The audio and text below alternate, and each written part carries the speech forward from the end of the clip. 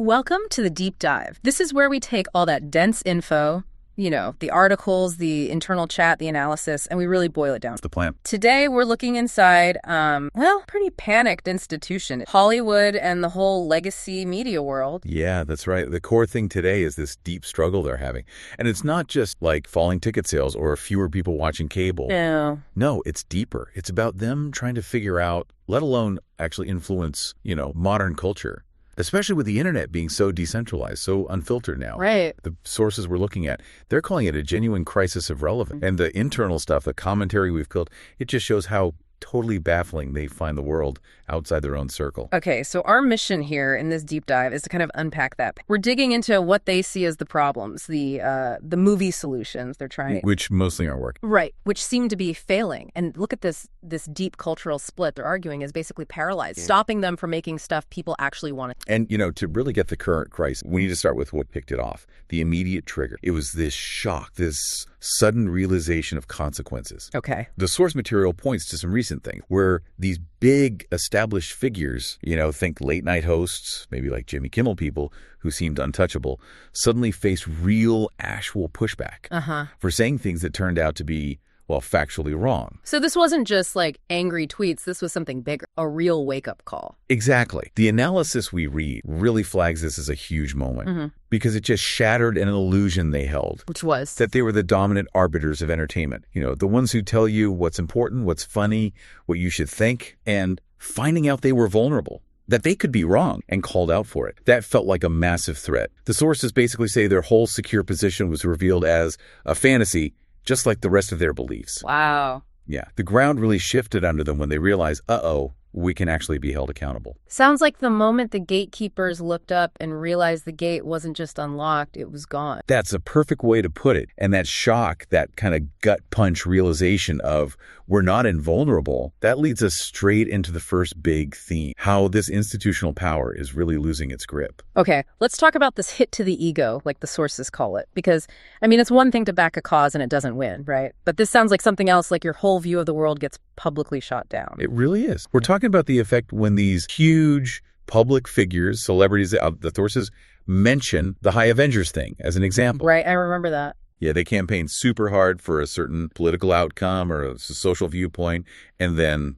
they lose. Yeah. Or the whole narrative they push just falls apart. And the sources say this was a massive hit to the ego. Why? To get why, you have to understand the tool they were using, virtue signaling. And the key thing here, according to the analysis, is that virtue signaling isn't about your private moral. No, it's a performance. It absolutely requires an audience to affirm their behavior. Yeah. They need their friends, their industry peers, the public even, to say, oh, well done, you're so brave. Brave for saying something everyone in their circle already agrees with. Exactly. The bravery is performative. The power comes from that communal applause, that echo chamber confirming you're on the right side. So when the applause stops, when the campaign fails, or people start criticizing the signal itself instead of just applauding it, the whole reward system just collapsed. Totally. The sources point out that virtue signaling is a communal force. Your morality in this system is effectively given to you by other people in your group. You believe what the bubble believes. That is your morality. Okay, that actually helps explain something the sources mention, why they find it so hard to even understand the other side or, just people who disagree. Well, yeah. If your sense of right and wrong is handed to you by your group, then anyone outside that consensus,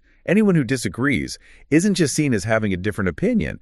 They're seen as inherently dangerous and dark, maybe even immoral. Because disagreeing threatens the whole basis of their shared identity, their moral superiority. Precisely. It threatens their sense of self, which is built on that group affirmation. So when their power structure, the media that used to control the message, starts to wobble, they genuinely struggle to even figure out where the disagreement's coming from. It seems alien. And this disconnect, this failure to even grasp the outside world, the sources say it's getting worse, like a metastasizing problem. Yeah, it's not staying contained. They describe a gap that's ever widening. On one side, you have the traditional stuff, Hollywood movies, network TV, big newspapers, which the sources call kind of sluggish, slow art forms. And on the other side, the vast jumble of internet ephemera, user-generated content, basically. Memes, forums, independent creators, everything. And that ephemera isn't just noise, is it? Not at all. The sources frame it as the collective voice of, normal people, defining their own culture, their own reality. And the really key insight here is that the old institutional power structure, it's actively losing relevance. Because people don't need them anymore. They don't need institutions that were historically gifted authority by the state to actually act as the ministry of truth. People can find information themselves now. Ministry of truth. That's pretty pointed language. It is, but the source uses it very intentionally to define how gatekeeping used to work, which brings us right to that fundamental point, the failure of gatekeeping that these analyses are digging into. Okay, let's define that historic based on this. The journalist, the media's job, was essentially to sort through all the noise, decide what's newsworthy enough to pay attention to. They were the gatekeeper.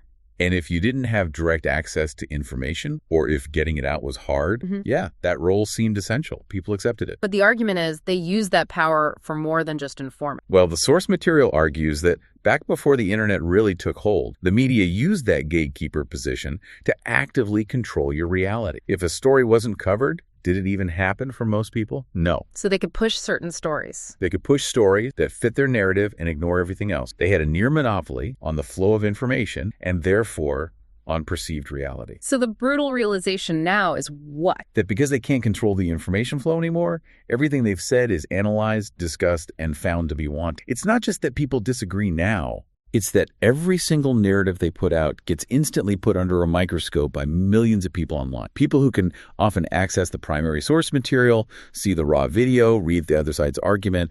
They're not just getting the filtered version anymore. Wow. So the trust collapsed because the control collapsed. That's exactly how the sources frame it. Once the gate vanished, people could see what was being kept out or twisted. Yeah. And that's why the panic is so deep. It's not just losing viewers or readers. It's losing the very power to define what's real. Okay, so if losing control is the core problem, you'd think the industry's reaction would be, okay, let's understand this online world where control was lost. But their view of the internet, it sounds like they see it as completely alien territory. Oh, it really is. Their internal perception, based on the sources, is incredibly negative. The internet is described inside Hollywood as a swirling nightmare. A nightmare. Yeah, or a dark recess, something grim. Yeah. Something you wouldn't even want to make a movie about unless you were showing how awful it is. It sounds like those old maps, here be dragons at the edge of the known world.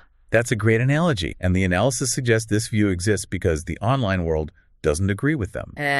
Back to the communal morality thing. Exactly. If your whole system defines truth by consensus within your group, then venturing into a space where people disagree feels inherently dangerous and dark. So if the internet shows a reality that contradicts their reality, it's easier to just label the internet itself as talk rather than question their own. That seems to be the default reaction, yeah.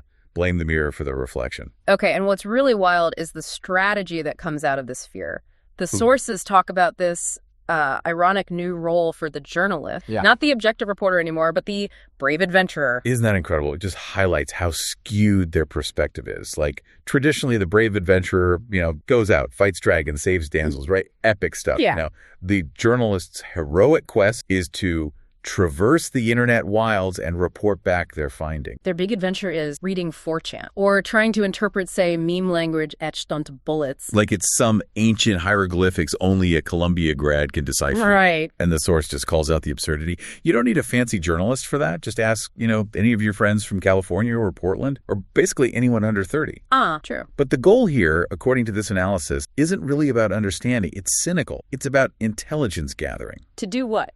To get everyone back on the reservation, to figure out just enough about this online world to maybe regain some influence, not to actually make better movies or TV shows that connect with people. So it's about control, not connection. And this whole approach seems rooted in what the sources call a general illiteracy regarding online culture. It's memes, codes, it's ideology. Yeah, but critically, it's presented as a chosen illiteracy, a willful ignorance. The industry seems to genuinely think this online culture is siloed off, separate from real life, lurking in some dark web corner. The analysis argues the opposite. It's not siloed off from reality. It's siloed off from their carefully constructed institutional reality. Meaning if they actually engaged with it, with just general online culture, not the extreme, it might break their worldview. Exactly that. Engaging with the wider conversation, the stuff normal people talk about and laugh about online, would apparently shatter all of the carefully created mental hoop they've jumped. Hoops to maintain their sense of being morally right. Yeah, their sense of superiority. They seem afraid of discovering that the general public's concerns, their humor, their values, don't line up neatly with the approved narratives. And we can actually see this split, this cultural and language divide showing up in the media itself, right? The sources had a specific point about language changing around, 2010? Yes, this is a really concrete piece of data in the analysis. They looked at word frequency across 47 big news outlets outlets, think New York Times, Washington Post, places like that. And they found that the use of certain ideological words, specifically words related to prejudice like terms ending in phobics, went way up, while older terms like those ending in anti went down, spiked, like uniformly across all these outlets right around 2010. Uniformly, across 47 different places. What does that suggest? Well, the source interprets that uniformity as pretty strong evidence of a coordinated push, a top-down messaging strategy. Not just language evolving naturally. It seems unlikely to be organic when it happens simultaneously and identically across so many outlets using very specific, often academic-sounding terms. The argument is this manufactured language shift ended up alienating normal, rational people. How so? Because the media started speaking this distinct dialect full of jargon that felt preachy and, frankly, weird to the average person who wasn't immersed in that specific academic or institutional culture. It created two different realities, linguistically. Okay, so if the internet is this scary alien place they don't understand, how are they trying to put it on screen, to try and get relevance back? The sources say the big idea inside the industry is that more movies should reflect that reality, the reality of young people living online. Yeah, but the analysis immediately flags this as, well, probably doomed. Because from Hollywood's perspective, that online life is seen by the critics they listen to as a living hell. So they want to make movies reflecting a living hell. Pretty much. You've got an industry deciding the best use of $100 million is to basically show audiences a cinematic version of doom scrolling. Which is exactly what people go to the movies to escape. Exactly. It highlights this huge conflict, right, between the medium and the message they want to send. Film, as the sources note, is inherently sluggish. It takes years to get a movie made. So the commentary is always delayed. Always delayed. But at the same time, there's this intense, almost desperate pressure to talk about the internet because they see it as this huge incubator of ideology, especially for young people. And they feel they need to somehow control it or at least comment on it before it goes off the rails. So they're prioritizing reflection, showing how bad they think things are over just basic entertainment or escape. That seems to be the trend identified. And the result? Well, we can see them in the case studies the sources bring. Let's start with that film, Eddington. Right, Eddington. That was meant to be a big deal, wasn't it? Dealing with extremism and how much Americans apparently distrust each other now.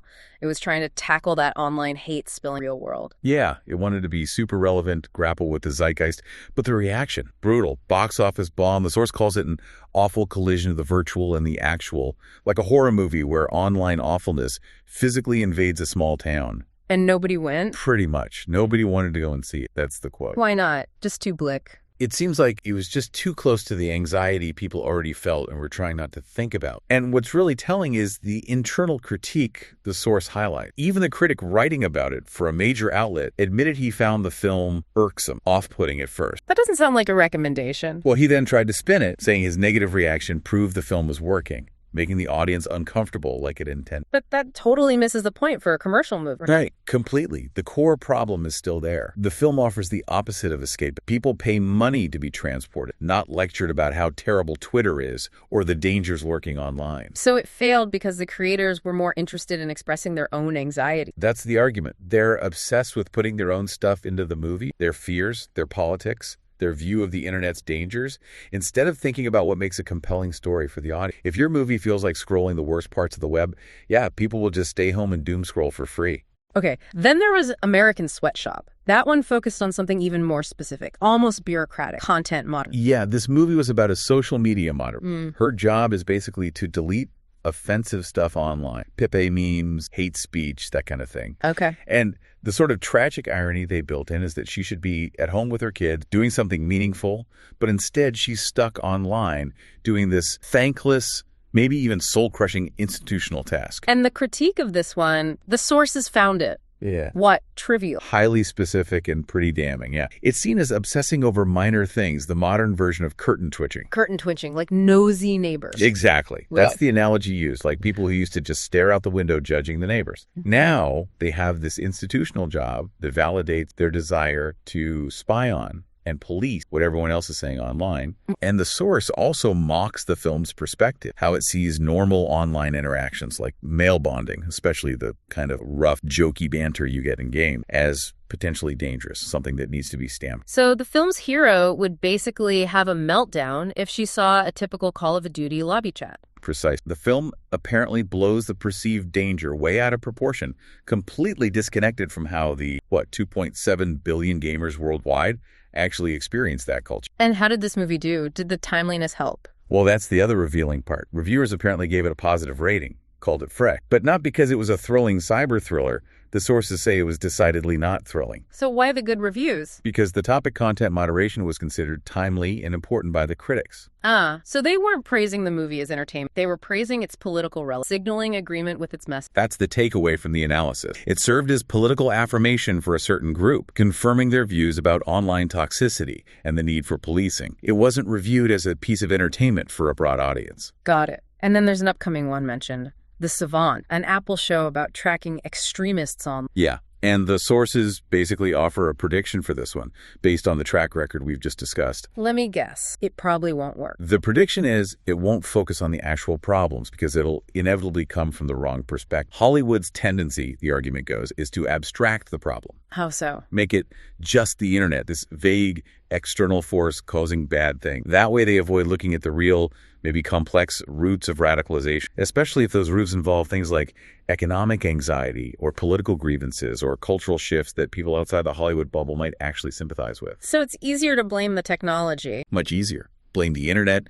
blame gamers, blame memes, avoids any self-reflection or, God forbid, suggesting the problems might stem from the culture they in. Which brings us right to the core critique running through all this source, this idea of a perceptional reality flaw. The argument seems to be that Hollywood and the media aren't even dealing with the real world anymore. They're stuck in a false perceptional reality. Yeah, and when they look out from that bubble at the actual truth, the way things really are for a lot of people, they find it bewildering and confusing. And the sources define this flaw in a really interesting way. They say the big split isn't internet culture versus real life. No. The split they identify is between truth reality, the world as it actually is, stuff being discussed widely, often online, and what you decide with all your friends that you should believe this week, kind of shifting consensus-driven reality inside the institutional bubble. Wow. So because Hollywood is so defined by its own internal agreement, anything outside that's wrong, dark, that swirling night. Pretty much. And this basic failure of perception, this inability to see reality clearly, explains why they can't connect with the audience anymore. The sources argue pretty strongly. Hollywood can't make better movies until it improves the morality of them.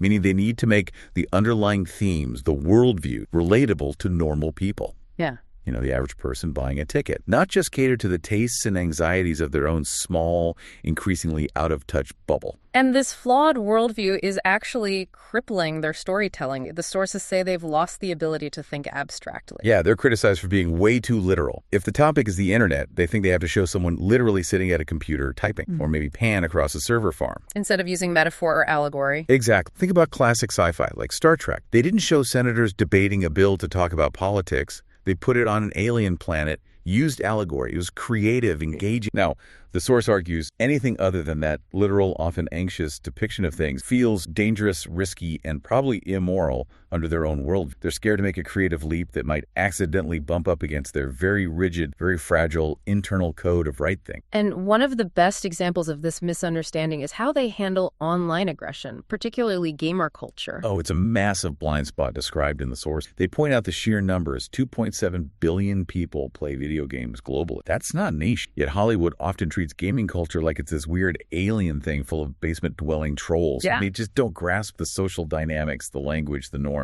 And the analysis highlights a specific type of communication, especially among men, that Hollywood just doesn't get. Yeah, it's fascinating. The source talks about how often when male friends communicate, especially online or in games, they intentionally use hurty words, teasing, insults, dark humor. But it's not actually hostile. Not usually, no. It's described as a form of social test, testing strength, loyalty, resilience, kind of like ensuring the other guy is strong enough to guard their backs in a dangerous situation, metaphorically speaking. It builds bonds through simulated adversity. Okay. But that kind of communication, it's completely alien to the institutional culture, which tends to see any abrasive line, especially from men, as automatically toxic or misogynistic, which leads directly to the perspective you see in films like American Sweatshop. Right, where they want to police that kind of banter. And this misunderstanding then leads to these really simplistic connections between gaming and real-world violence. Exactly. The sources just dismiss these shallow attempts, like trying to blame a recent killer's actions on the argot of online gamer culture just because he made a reference to a popular game like Helldivers 2. It's using gamers as a convenient scapegoat. It seems that way. Yeah. Abstract the problem onto this group they don't understand, make it about gamer culture so you don't have to look at the actual ideology, where it came from, what societal factors might be driving it, that would be too complicated, too uncomfortable. Blaming gamers is easy. So what are the long-term consequences if they keep refusing to engage, keep misunderstanding their audience? The sources seem really worried about the next generations, Gen Z and Gen Alpha. Yeah, they're described as the generations weaned on Wi-Fi. They grew up with the internet, the decentralized version. They learned how to find truth themselves, or at least multiple perspectives, without relying on the old gatekeepers. They never needed the media pipeline in the same way. Exactly. And the consequence, the sources argue, is huge. These generations are largely outside the pipeline of lies, as the source puts it. They see the institutions, the legacy media, Hollywood, and they look on it with disdain. Disdain, that's strong. Yeah. The argument is they will never care about because they perceive these institutions as fundamentally dishonest. And worse, the actual content Hollywood produces, especially when it seems to twist traditional values or portray evil as good, doesn't just bore them, it actively repulses them. Wow. So they're losing the future audience completely because that audience sees the agenda behind the internet. They see the political platform dressed up as a movie or a show, and they find it unoriginal and untrustworthy. They're tuning out. Okay, so if the perspective is the problem, did the sources offer any besides, stop doing that? Well, yes, there is a solution offered, but it's the one Hollywood seems completely unwilling to try. Which is? Deceptively simple. Just integrate the non-Hollywood perspective. Start making stories that actually resonate with that broad audience they've lost touch with. Like what specific? The source gives a pretty vivid example. It says, imagine a medieval John Wick, strong male leads, lots of action, clear themes of justice, vengeance, maybe even, dare I say it, traditional TNA, damsels in distress, things that appeal to a core male audience they've alienated. Just make straightforward, entertaining genre films again. Essentially, yeah. Let the base people, as the source calls them, meaning people from the broader culture, not the institutional bubble, let them make movies for the audience that's actually out there,